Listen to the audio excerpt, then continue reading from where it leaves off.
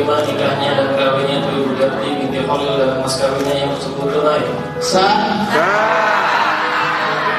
Halal. Alhamdulillah.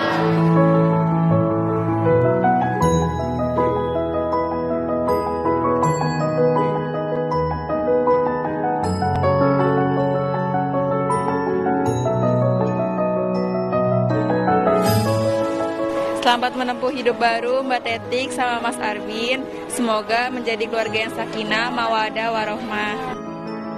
Semoga menjadi keluarga yang sakinah, mawadah, warohmah. Bahagia selalu.